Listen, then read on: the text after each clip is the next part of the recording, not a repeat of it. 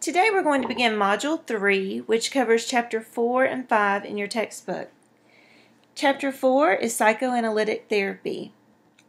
Sigmund Freud developed psychoanalytic therapy or psychoanalysis, and the Freudian view of human nature is very deterministic. According to Freud, our behavior is determined by irrational forces, unconscious motivations, biological and instinctual drives that evolve through key psychosexual stages in the first years of life.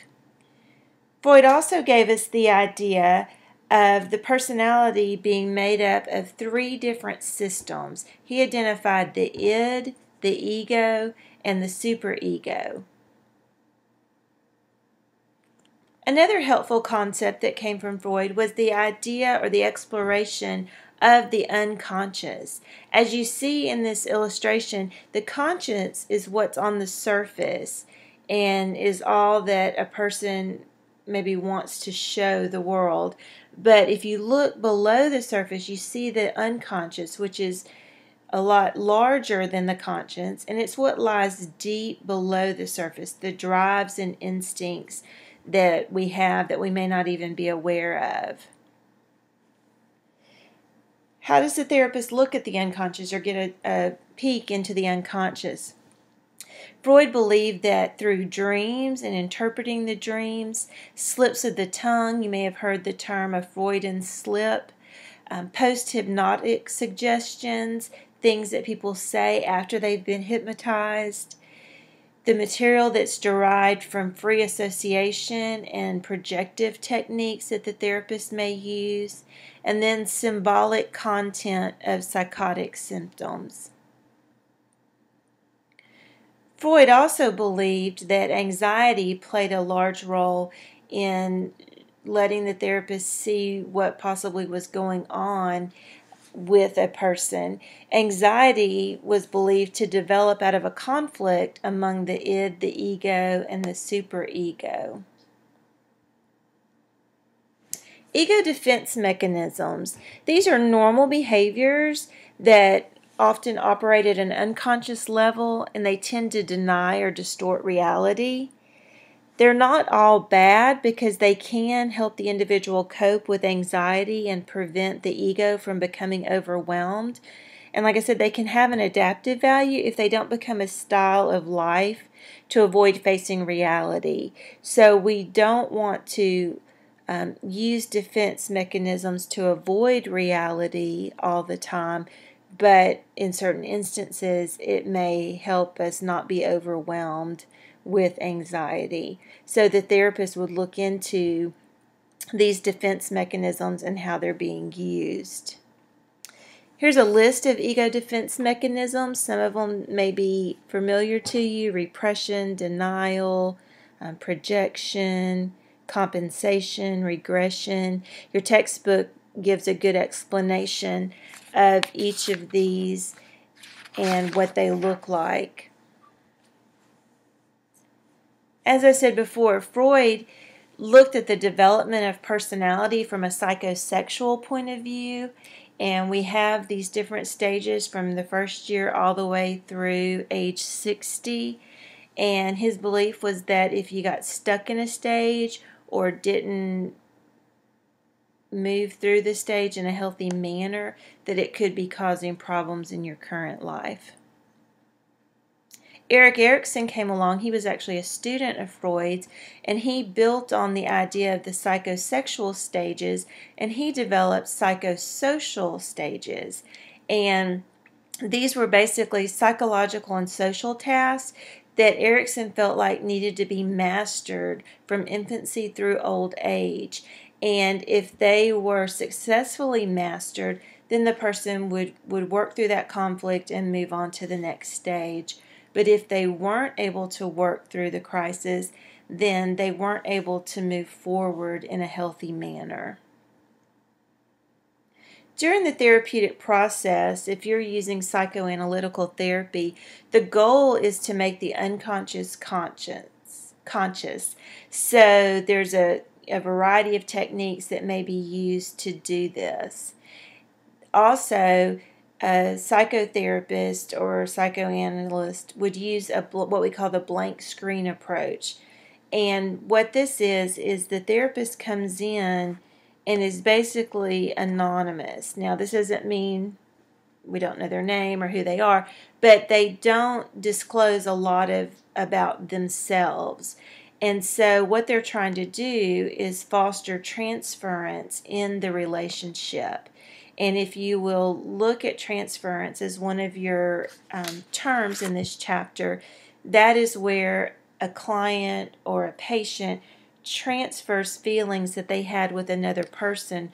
Let's say they had a father that was very harsh, and so they became very anxious and very timid.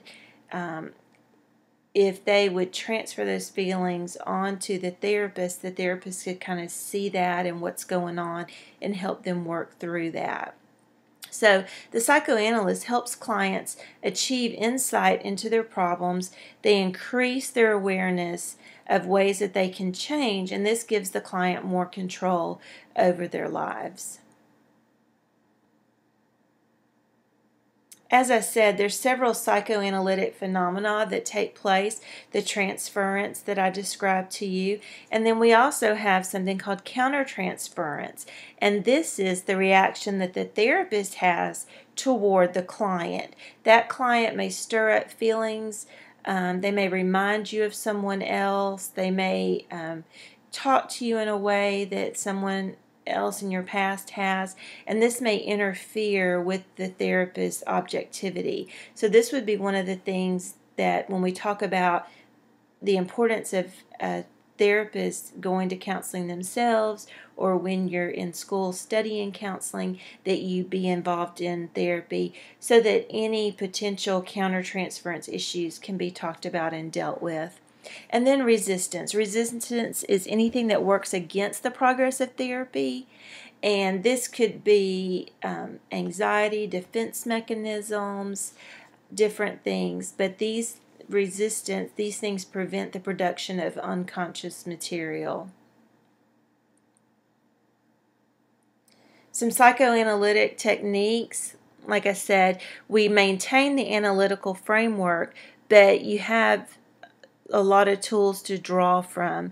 But some of these are, as we've mentioned earlier, the analyst staying anonymous, not doing a lot of self-disclosure, and it's very important that they have regular and consistent meetings so that you can build each time on material that was disclosed in an earlier session.